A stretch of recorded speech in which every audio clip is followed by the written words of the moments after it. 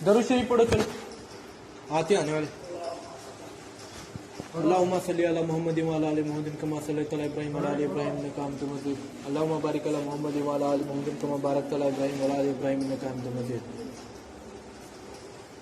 पिछले दो जुमा के अंदर हमने क्या क्या बात किया? पहले जुमा के अंदर हमने बात किया फरिश्तों के बारे में, फरिश्तों की जो क्या बोलते पूरी इंफॉर्मेशन बताई। उसके अंदर फरिश्ते क्या हैं, वो किस तरीके से इबादत करते, फरिश्तों की ताकत क्या क्या है, हाँ फरिश्तों के काम क्या क्या है, उनके बारे में बात किया।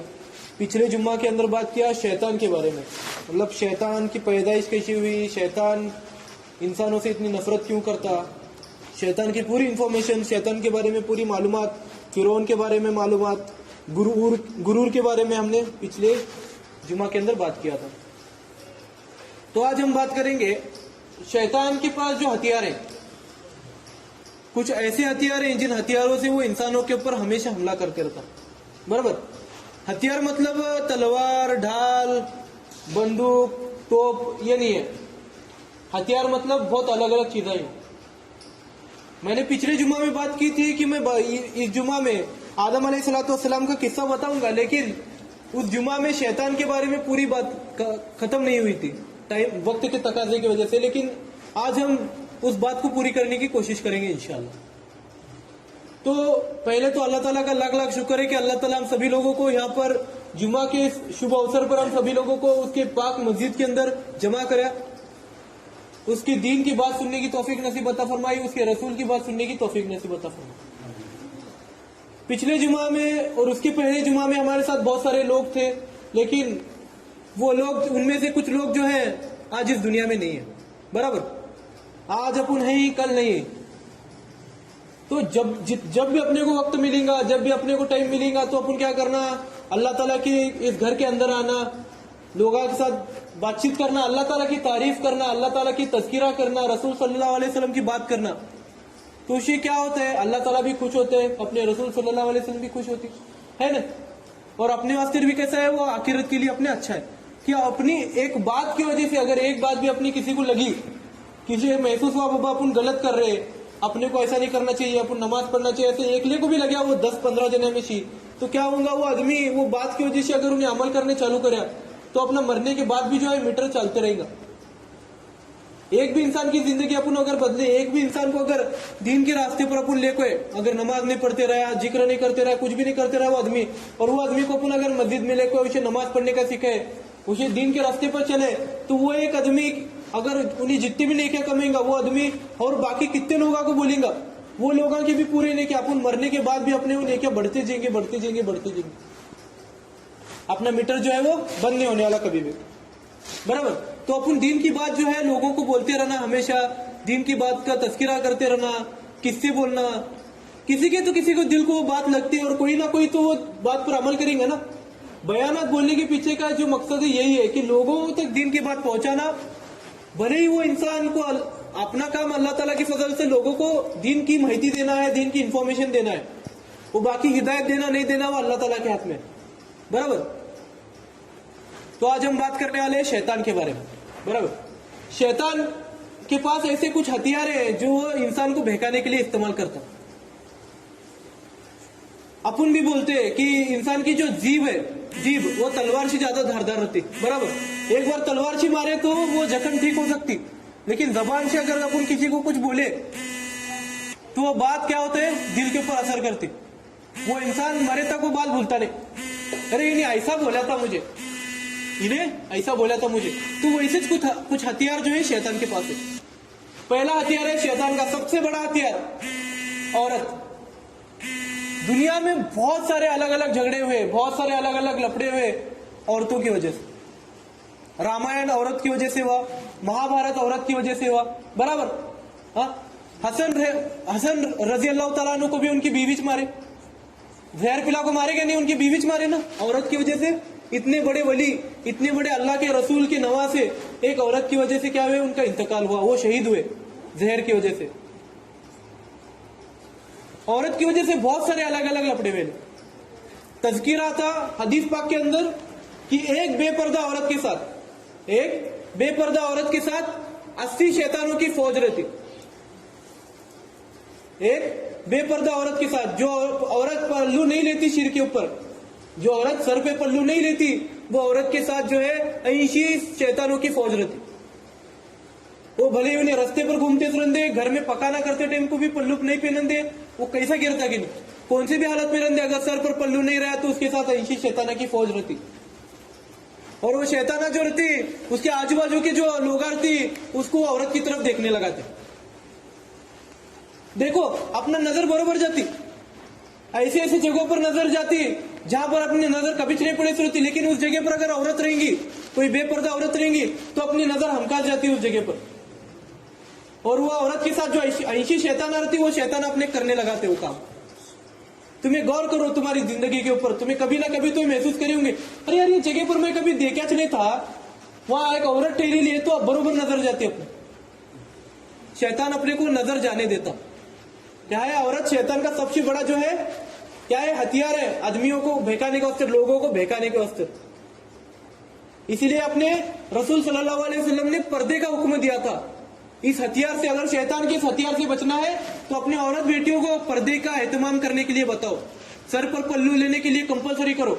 इससे उनकी भी इज्जत बची रहेगी, आपके घर की भी इज्जत बची रहेगी, और बाकी के लोगों के जो अमाल है वो भी ठीक रहेंगे। कुरान शरीफ में तज़किरा आता, जहन्नुम के अंदर सबसे ज्यादा औरत जाएंगी, 80%, 100 अगर लोग रहेंगे जहन्नुम के अंदर, तो उसमें से 80 जो है औरतें रहेंगे और 20 जो है अजमेर रहेंगे। सिर्फ कितना औरतों का प्रमाण ज्यादा रहेगा जहन्नुम के अंदर, क्योंकि औरत जो है शैतान का सबसे बड़ा हथियार है। औरत जो है आदमी के लिए जन्नत में जाने का सिर्फ चाबी भी है। अगर एक बाप अपनी बेटी को सही तालीम दिया, एक बाप अपनी बेटी को दीन की तालीम दिया, पर्दे का हुक्म कराया, पूरे दीन की तालीम दिया, वो औरत, उसकी बेटी जाको अगर किसी और के घर के अंदर, उसके घर का नूर बढ़े, उसके घर का अगर रौनक बढ़े, तो वो आदमी जो है ऑटोमेटिकली जन्नत में जाने वाला, क्योंकि उन्हें उसकी बेटी को जो है दीन के रास्ते पर चला। एक औरत की वजह से जो है 2 घर अच्छे रहते, एक बाप का घर और एक मर्द का घर, ये 2 घर जो है खुश रहते, 2 घर के अंदर नूर आते। औरत जो है घर को जन्नत बनाती, और औरत को जन्नत बनाने के लिए औरत के सर पर पर्दा रहना जरूरी है।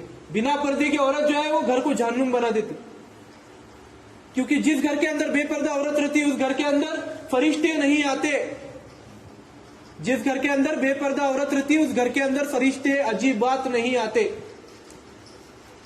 क्योंकि फरिश्ते लानत भेजते उस औरत के ऊपर और उस परिवार के ऊपर जिस घर के अंदर वो औरत जो है बिना पर्दे की रहती। औरत जो है अगर सर पर पल्लू रखो, अगर घर में रहेंगी तो घर के अंदर क्या है, बरकत आती। इसीलिए शैतान जो है औरत को सबसे पहला निशाना बनाता, लोगों को बहकाने के वास्ते। तो अपना काम क्या है, अपनी जो बहन है, अपनी माँ है, अपनी चाची है, अपनी दादी है, जो भी अपने घर में औरत है, उनको अपन सलाह देना, उनको अपन तज़किरे बताना, उनको बोलना कि वो माँ ऐसा पर्दा लेना जरूरी है, पर्दा नहीं ले तो ऐसा ऐसा होता है। हाँ? तो अपना काम क्या है, औरत बेटियों को सिखाना, औरत बेटियों को बताना कि ऐसा मत करो, पर्दा लो, अल्लाह ताला का नाम लो। तो क्या है वो इम्पोर्टेंट है, पर्दा क्या है इम्पोर्टेंट है। अगर औरत को अगर शैतान का हथियार बनने से बचाना होगा अपने घर की औरतों को, तो उन्हें पर्दे का हुक्म करना जरूरी है, उन्हें पर्दे का हुक्म करना जरूरी है। तो जब भी अपन किसी बिना पर्दे की औरत को अगर देखेंगे तो अपनी नजर जो है नीचे करने का, जितना हो सके अपनी तरफ से अपन कोशिश करने का कि अपनी नजर उधर नहीं जाना, जितना हो सके अपन कोशिश करने का अपनी नजर जो है उधर नहीं जाना। और अपने घर में जो औरत बेटियां हैं उनको बताना कि पल्लू लेते जो, पर्दे में रहते जो। माँ फातिमा जो रसूल सल्लल्लाहु अलैहि वसल्लम की बेटी थी, लाड़की बेटी थी, उन्हें जब बाजार में से गुजरते थे तो उन्हें बुरका, पूरा आंग भर को बुरका रहता था, और एक बूढ़ी औरत की तरह चलते थे, बोलते तन के नहीं चलते थे, बूढ़ी औरत की तरह झुक के चलते थे, बोलते कि उनकी तरफ किसी की नजर नहीं जाना, कि उनकी तरफ किसी की नजर नहीं जाना। और आज की औरतें, शैतान बुरका पहनने लगा रहा औरतों को, लेकिन ऐसा बुरका पहनने लगा रहा कि पूरा बदन दिखना। अपने सोलापुर में तो नहीं है, लेकिन बाहर अगर आप जाएंगे मेट्रो सिटीज के अंदर, पुणे बंबई में अगर जाएंगे तो पर्दा करते औरता, लेकिन बुरका जो है पूरा फिट रहता। शैतान क्या कर रहा है, दीन की जो तालीम है वो दीन के जो आमाल है वो करने दे रहा है, लेकिन उसे भी जो है अपने फेवर में ले रहा हूं। बुर्का पहनने के पीछे का मकसद क्या था, बदन नहीं दिखना औरत का, पूरा ढीला ढाला रहने को, जैसे बदन दिख को नहीं आता और किसी की नजर नहीं जाती, इसीलिए क्या था, बुरके ढीला ढाला पहनने की जो है हुक्म करे तो थे। अगर अपन पर्दा करेंगे तो शैतान जो है औरत का इस्तेमाल नहीं कर सकता। क्या पहला हुआ, शैतान का हथियार पहला कौन सा है, औरत। शैतान का दूसरा हथियार है गुस्सा। शैतान का दूसरा हथियार क्या है, गुस्सा। अल्लाह ताला को वो इंसान पसंद नहीं है जिसे गुस्सा है। बड़े बड़े शायर लोग बोल को गए, बड़े बड़े लेखक बोल को गए, बड़े बड़े सहाबी बोले नहीं कि गुस्सा जो है वो प्यार का दुश्मन है, सबसे बड़ा दुश्मन है। गुस्से में इंसान ऐसे ऐसे काम कर बैठता जिसकी वजह से बहुत कुछ हो जाता। गुस्से में बहुत कुछ करता इंसान, गुस्से में गालियां देता, गुस्से में लोगों को मारता। गुस्सा अगर आया इंसान को तो नहीं ये देखता नहीं कि माँ कौन है, बाप कौन है, बड़ा भाई कौन है, छोटा भाई कौन है, देखते क्या आदमी, नहीं दिखता। बेधड़क गालियां देनी चालू करते, बेधड़क मारने चालू करते। गुस्से की वजह से वो जो है दीन के रास्ते से हटने लगता है। गुस्से की वजह से एक दूसरे की जाना तक मारते लोग। तो अल्लाह ताला को गुस्सा पसंद नहीं है। गुस्से की वजह से सबसे ज्यादा रिश्ते जो टूटते वो गुस्से की वजह से टूटते। सबसे ज्यादा रिश्ते जो टूटते वो गुस्से की वजह से टूटते। तो अपना काम क्या है, अपना काम क्या है, गुस्से से कैसा बचना। औरत से बचने का ये क्या बोले से, नजर नीचे रख को चलना और अपने घर की औरतों को जो है पर्दे का हुक्म करना। गुस्से से बचने का गुस्से से अगर बचने का होगा तो जब भी आपको ऐसा लगे कि मुझे गुस्सा आने के, तो फौरन अपने घर में जाना और 2 घूंट पानी पीना। क्या करना, बैठना नीचे और पानी पीना। तो क्या है, गुस्सा ठंडा होता है। गुस्सा जो है वो आग की तरह है। गुस्सा क्या है, एक आग की तरह है जो हर एक चीज को जला देती। एक जगह अगर आग लगे तो सोचती कि ये नोटा इसे नहीं जलाना, ये झाड़ा इसे नहीं जलाना, ये लकड़े इसे जलाना, इसे ये नोटा ही नहीं जलाना, ये आदमी है बाबा इसे कैसा जलाऊं मैं, ये नहीं मरते। आग सोचती के कभी। गुस्सा जो है आग की तरह है, वो कभी भी नहीं सोचता किसी के बारे में। एक बार चालू हुआ तो खत्म हुआ, पूरा उद्ध्वस्त करे तक गुस्सा रुकता नहीं किसका भी। अगर गुस्से को रोकना है, आग को रोकने का तो अपन पानी डालते, वैसा गुस्से को रोकने का फिर क्या करने का, पानी पीने का। और अगर गुस्सा आते रहे तो औज़ बिल्लाहि मिनश शैतानिर रजीम, औज़ बिल्लाहि मिनश शैतानिर रजीम, अल्लाह मुझे शैतान की शर से बचा। शैतान तुम ना गुस्सा होने पर मजबूर करते रहते। लोग बहुत कुछ बोलते हैं, गाले देते हैं, क्या भी करते कि नहीं, अपन उनको उफ भी बोलने का नहीं, कुछ भी बोलने का नहीं, अपन शांत रहने का। उन्हें गाले दिया मैं भी गाले देने वाला, उन्हें मारा मैं भी मारने वाला। इसका फायदा क्या है पता है क्या, अगर तुमने कौन गालियां दिया नाहक, कोई तुमने अगर गालियां दिया नाहक, अगर कोई तुमने तकलीफ देते रहा नाहक, अगर कोई तुमने मारते रहा, तो तुम्हें उसे क्या भी नहीं बोलने का, उसे जवाब नहीं देने का। कयामत के दिन तुम्हारा फायदा है। एक एक गाली के बदले में तुम्हें उसे नमाजें मांग सकती जितनी ना होती। एक एक गाली के बदले में तुम्हें उसे नमाज मांग सकते, एक एक गाली के बदले में तुम्हें उसे पढ़े तो कुरान शरीफ मांग सकते, एक एक गाली के बदले में तुम्हें उसकी पढ़े जिक्र मांग सकते, एक एक गाली के बदले में तुम्हें उन्हें करे तो हज मांग सकते। अगर उसके पास नेकियां भी खत्म है वो आदमी के पास, तो भी तुम क्या कर सकते, तुम्हारे जो गुनाह है वो आदमी के आंख पर डाल सकते। फायदा किसका है, फायदा किसका है इसमें, तुम्हारा फायदा है। अगर कोई इंसान तुम्हारा हक अगर छीनते रहेगा, अगर कोई इंसान तुम्हारा हक अगर छीनते रहेगा तो तुम्हें उसे अपोज करो, थोड़ी देर के लिए करो। अगर उन्हें फिर भी नहीं देते रहेगा तो एक एक पैसे के वास्ते तुम्हें नमाजें मांग सकते हो उसकी। एक आदमी अगर तुम्हारे 100 रुपए देने वाला है, तुम्हें उसे पूछ रहे भाई पैसे दे मेरे घर को, उन्हें देने क्या तो नहीं, बाद में तुम्हें छोड़ को दिया बाबा इन्हें देने क्या तो नहीं, क्या करना इसे घर को। वैसे में तुम्हारा अगर इंतकाल हुआ, उन्हें पैसे नहीं दिया, तो कयामत के दिन क्या होते हैं, वो आदमी का नीचे तुम्हें 100 रुपए के बदले में कितने होना होते नहीं क्या ले सकते, एक एक पैसे के बदले में तुम्हें उसके पास ही नहीं क्या ले सकते। इसीलिए जब भी कोई अगर इंसान मरता ना, तो जब जनाजे की नमाज पढ़ती रहती तो नमाज के पहले लोग पूछते इन्हें किसका उधार देने वाला है क्या बाबा, उधार देने वाला रहा तो जल्दी बोलो और उधर यहाँ क्या देख छोड़ो, बोलती क्या नहीं। वो कई बार सिर्फ बोलती कि कयामत के दिन वो आदमी की बख्शिश होना, वो आदमी जो है किसी के भी उधार में नहीं रहना। तो अगर ये नमाज के बाद अगर सोचिए बैठ के कि आपको किसके किसके पैसे देने के, नहीं तो जाके बोलो आदमी को बाबा मेरे कने नहीं है पैसे अभी अपन अगर फौरन भी नहीं दे सकते तो जाके बोलो बाबा मैं अभी नहीं दे सकता, वो मैं तुझे थोड़ा थोड़ा करके देता लेकिन दो, मरने से पहला कुछ भी करके आपका जो कर्जा है वो अदा करो। अगर मरते टाइम को अगर तुमने याद आया बाबा ये मेरे पास कर्जा है, तो तुम्हारे बेटे को उसकी वसीयत करके जाओ कि बेटा भैया ये आदमी के मुझे पैसे देने की, पैसे दे बोल के। और उस बेटे का फर्ज बनता कि अपने माँ बाप के ऊपर जो कर्जा है उसे पिटाना, नहीं तो वो बेटे के ऊपर वो आने वाला पूरा बोझ, माँ बाप को भी वो कर्जे का बोझ ढोना पड़ेगा कयामत के दिन, और वो बेटे को भी जो है कर्जे का बोझ ढोना पड़ेगा। तो गाली, गुस्सा, मारपीट ये भी जो है कर्जे की तरह है। आज अगर तुम्हें वो कर्जा लेंगे तो कयामत के दिन तुमने वो कर्जा चुकाना पड़ेगा। तो याद रखो, अगर तुम्हें किसी भी नाहक किसी भी तकलीफ देने की कोशिश नहीं करना, वो चाहे इंसान रंधे जानवर रंधे। गुस्से में कुछ इंसान ये करता, कुत्ते को बंडा मारना भी अपने अंदर हराम है। कई वास्ते बोली वो जानवर मुक्का जानवर है, उन्हें अगर तुम्हें काटने आते रहा तब तुम्हें उसे तकलीफ दो, और उन्हें तुमने तकलीफ देते रहा तो तुम उसे डरा के भगाओ। अगर तुम किसी जानवर को नाहक पत्थर मारेंगे, नाहक लकड़ी मारेंगे, तो वो जानवर को लकड़ी लगने से पहले, वो जानवर को पत्थर लगने से पहले तुम्हारे जो जितने भी नेके आई वो जानवर को मारने से पहले पूरे नेके धोए जाएंगे, पूरे नेके जो है वो झटके में धोए जाएंगे, क्योंकि ये कर्जा है, कर्जा यहाँ पेड़ को जाने का सब। तो गुस्से में आको कोई भी डिसीजन मत लो, अपने गुस्से को कंट्रोल करने की कोशिश करो, क्योंकि गुस्सा जो है शैतान का सबसे बड़ा हथियार है और अल्लाह को गुस्सा पसंद नहीं है। तो गुस्से से बचने की कोशिश करो।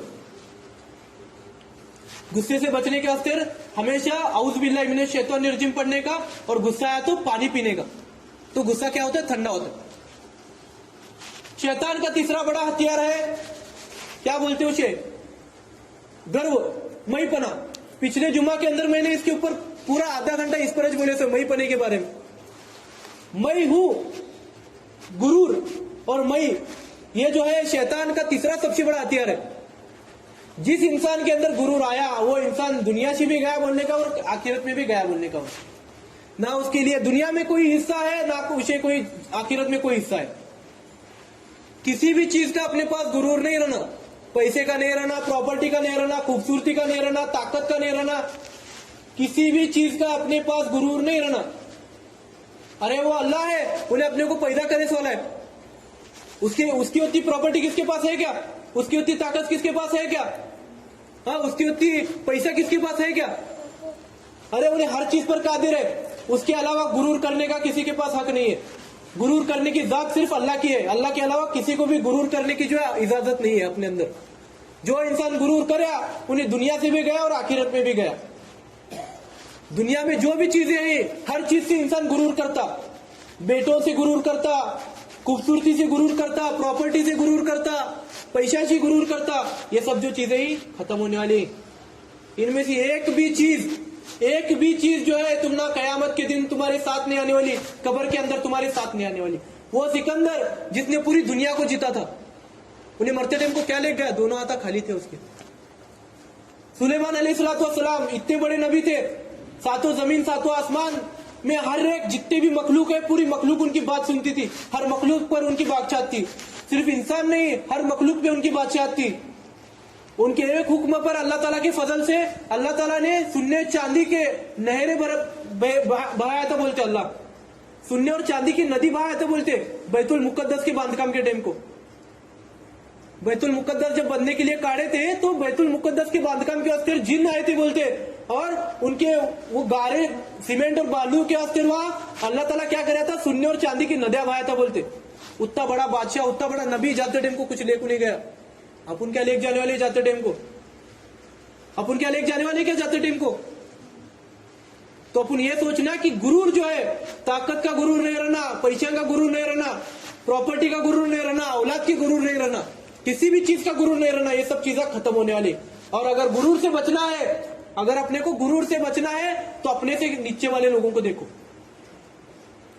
अपने से नीचे वाले लोगों को देखो, कब्रिस्तान के अंदर जाके हो और वहां पर जाके पुकारो, देखो वहां पर जाके वो लोग हैं जो कल इसी जमीन पर ठहर के बोलते थे कि मैं यहाँ का बादशाह हूं। वो वही लोग हैं जो कहते थे कि मेरे पास प्रॉपर्टी है, मेरे पास जायदाद है, मेरे बाप का खेत है, मेरा खेत है, मेरे पास पैसे ही, मेरा दुकान है, मेरी प्रॉपर्टी। आज वही लोग जो है 6x3 के गड्ढे के अंदर पड़े थे। क्या ले गए क्या जाते टीम को?